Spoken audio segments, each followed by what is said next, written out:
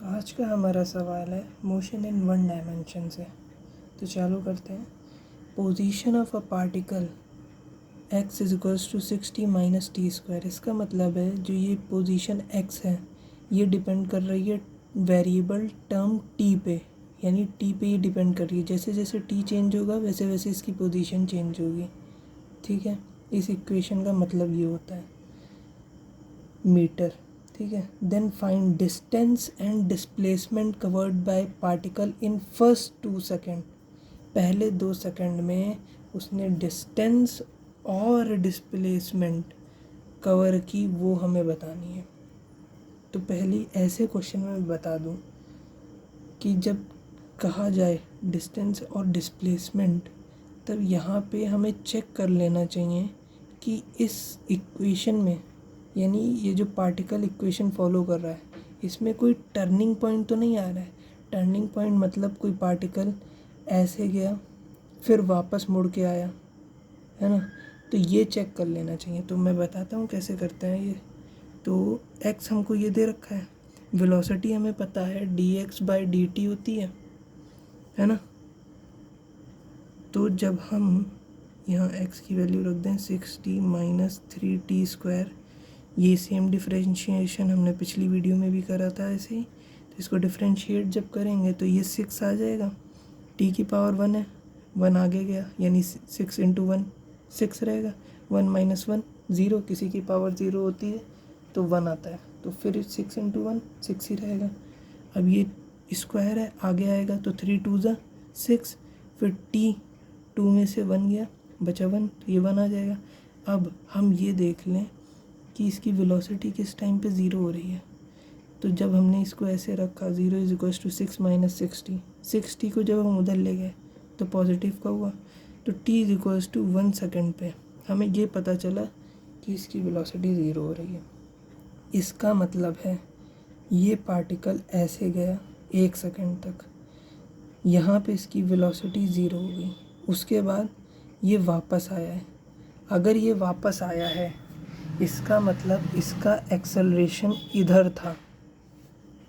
ठीक है, यानी वेलोसिटी इधर थी बट एक्सेलरेशन इधर था। जब वेलोसिटी आपकी इधर हो और एक्सेलरेशन इधर हो तो जो वेलोसिटी होती है वो डिक्रीज़ करती है, क्योंकि बॉडी इधर एक्सेलरेट होना चाहती है पर वो जा इधर रही है, तो वो इसका अपोज करेगी ना। अपोज करेगी तो एक टाइम के बाद ये वेलोसिटी 0 होगी। वेलोसिटी 0 होगी तब वो इस साइड की तरफ फिर एक्सेलरेट होना चालू होगी, है ना। तो अब हम ये निकाल लेते हैं कि इसका एक्सेलरेशन क्या है। अब एक्सेलरेशन हमें पता है e इज इक्वल्स टू होता है dv/dt।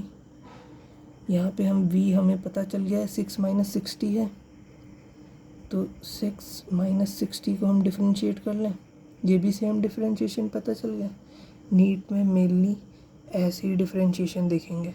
आप पिछले 4 से 5 साल के प्रीवियस ईयर क्वेश्चंस उठा के देख लीजिए, ऐसे ही डिफरेंशिएशन आ रहा है।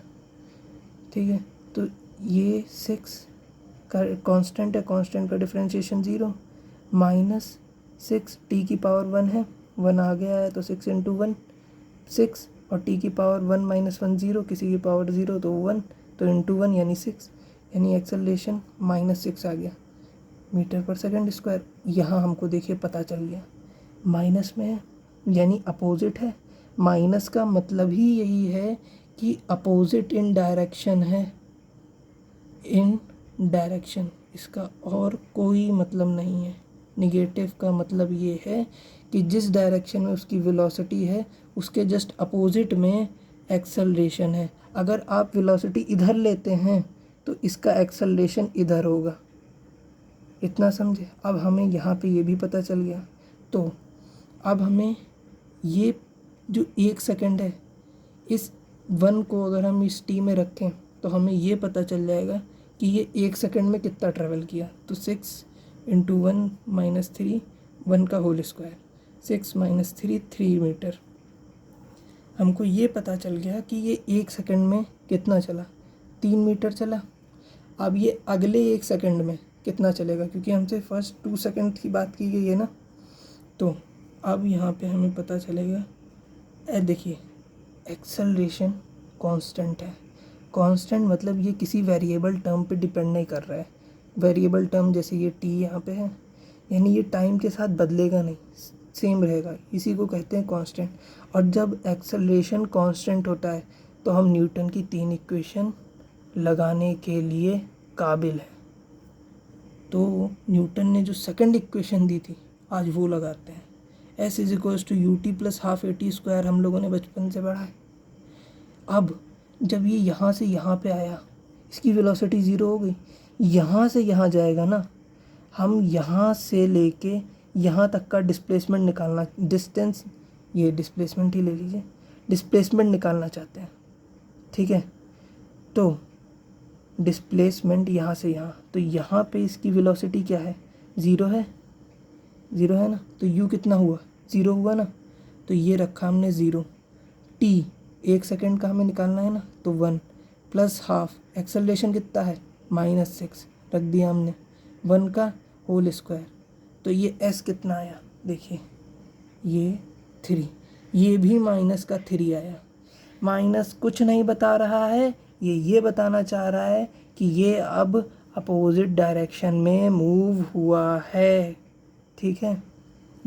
ये डिस्प्लेसमेंट बस इतना ही, साइन के साथ इतना ही बताना चाह रहा है कि ये अपोजिट इन डायरेक्शन है और इसका कोई मतलब नहीं है, ठीक है।